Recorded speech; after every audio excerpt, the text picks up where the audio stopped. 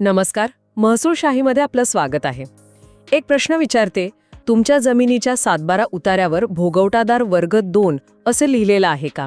आणि त्यामुळे तुम्हाला जमीन विकताना किंवा त्यावर कर्ज काढताना अडचणी येतात? जर तुमचं उत्तर हो असेल तर आजची ही सविस्तर चर्चा खास तुमच्यासाठी आहे. आज आपण बघणार आहोत की भोगवटादार वर्ग 1 आणि वर्ग 2 म्हणजे नेमकं काय, शासनाचा नवीन निर्णय काय आहे, आणि सर्वात महत्त्वाचं म्हणजे वर्ग 2 ची जमीन वर्ग 1 मध्ये कशी करायची. आणि हो, अशीच कायदेशीर आणि उपयुक्त माहिती नेहमी हवी असेल तर आपला महसूलशाही चॅनल लगेच सबस्क्राईब करा आणि ही चर्चा शेवटपर्यंत नक्की बघा. चला तर मग कायद्याचं आणि तुमच्या फायद्याचं बोलूयात.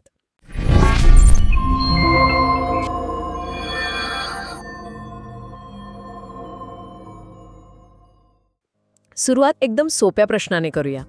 अनेकांना सातबारा उतायावर भोगवटादार वर्ग 1 आणि भोगवटादार वर्ग 2 असं दिसतं.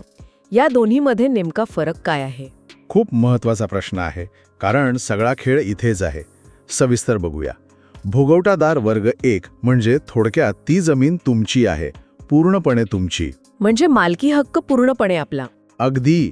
तुम्ही ती जमीन विकू शकता, गहाण ठेवू शकता, कोणाला बक्षीस देऊ शकता. त्यासाठी तुम्हाला शासनाच्या परवानगीची अजिबात गरज नसते. अच्छा. आणि मग वर्ग 2 म्हणजे? वर्ग 2 म्हणजे ती जमीन शासनाने तुम्हाला दिली आहे, पण काही अटींवर. अटींवर. म्हणजे कशा प्रकारच्या अटी?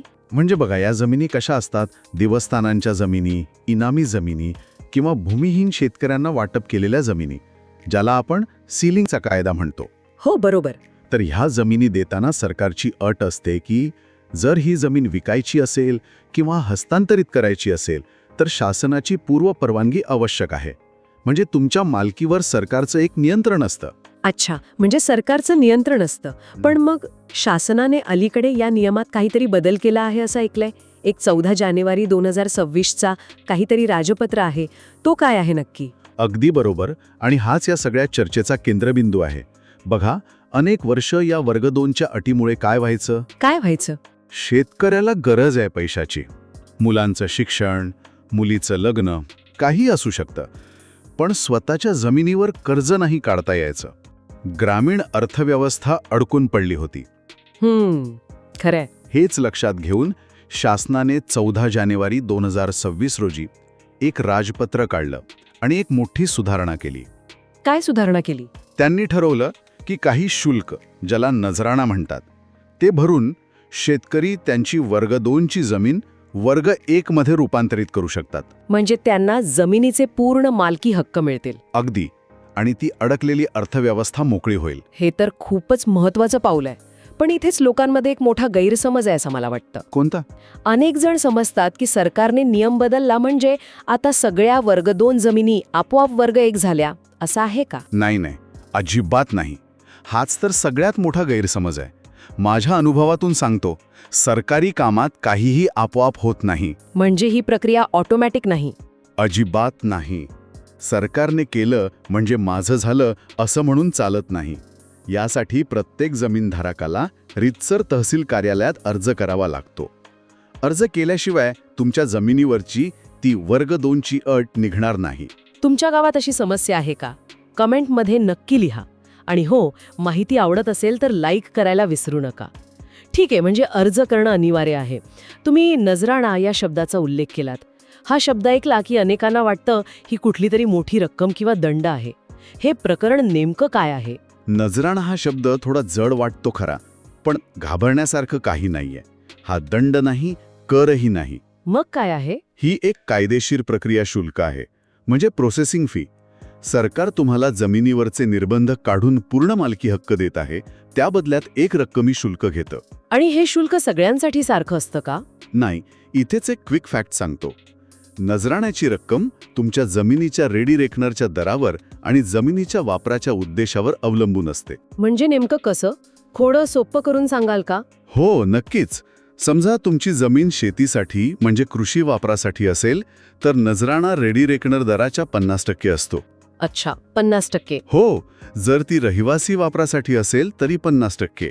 आणि जर ती व्यावसायिक म्हणजे कमर्शियल किंवा औद्योगिक वापरासाठी असेल तर तो 75% असू शकतो. बापरे, म्हणजे अर्ज करण्याआधी हे तपासून घेतलेलं बरं. अगदी.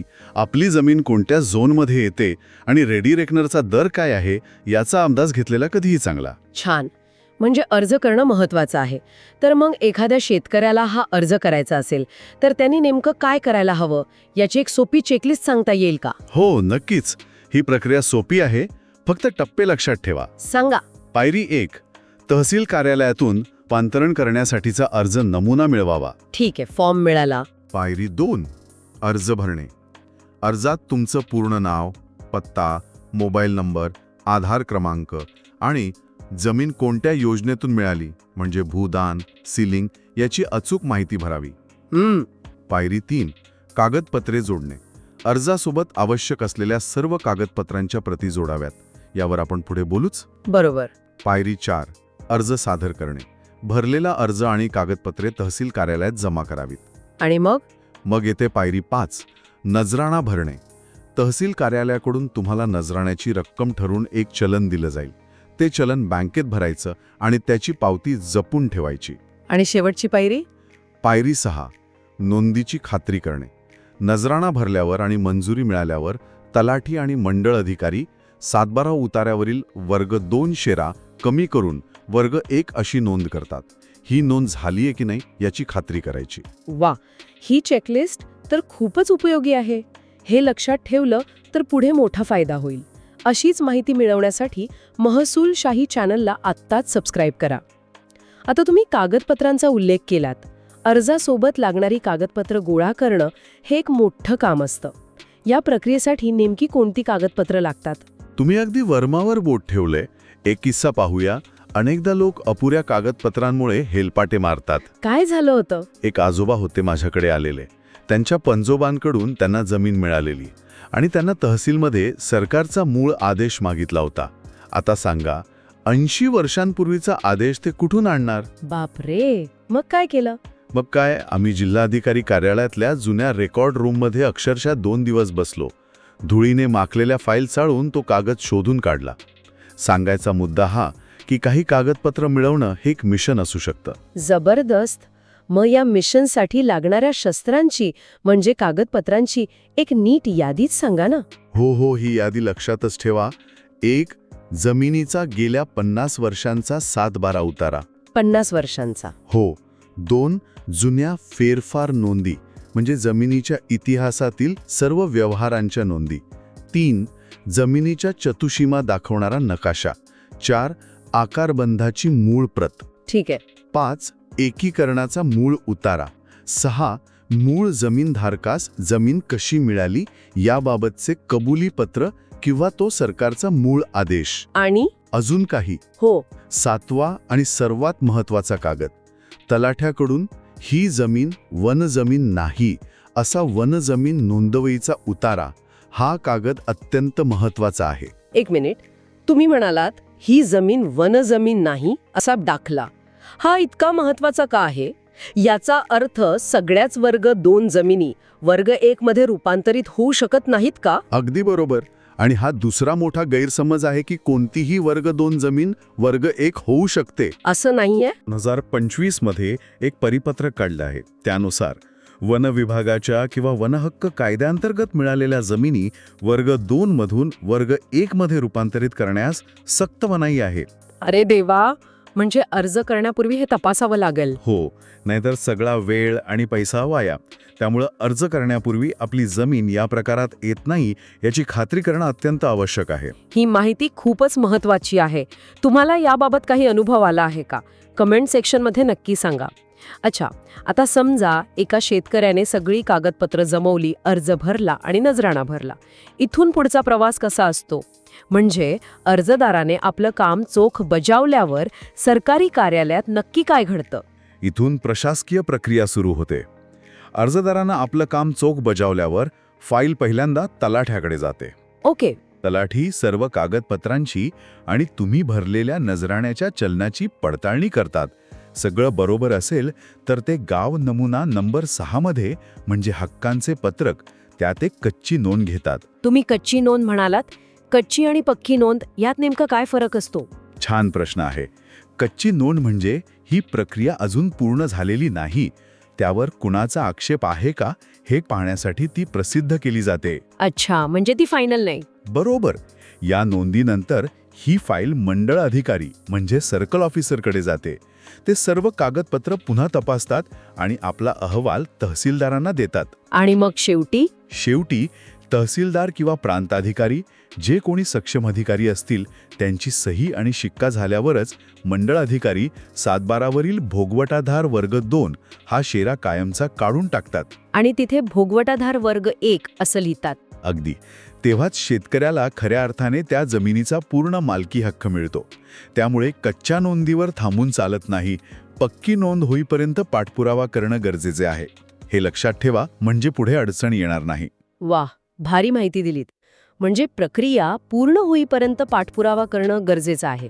तर आज आपण पाहिलं की वर्ग 2ची जमीन म्हणजे काय, ती वर्ग 1 मध्ये कशी रूपांतरित करायची, त्यासाठी नजराणा भरणं किती आवश्यक आहे आणि कोणती कागदपत्र लागतात. सर्वात महत्त्वाचं म्हणजे वन जमिनी या नियमाला अपवाद आहेत. हो, आणि एक गोष्ट सांगतो, ही प्रक्रिया थोडी वेळखाऊ वाटू शकते, पण तिचे फायदे दूरगामी आहेत.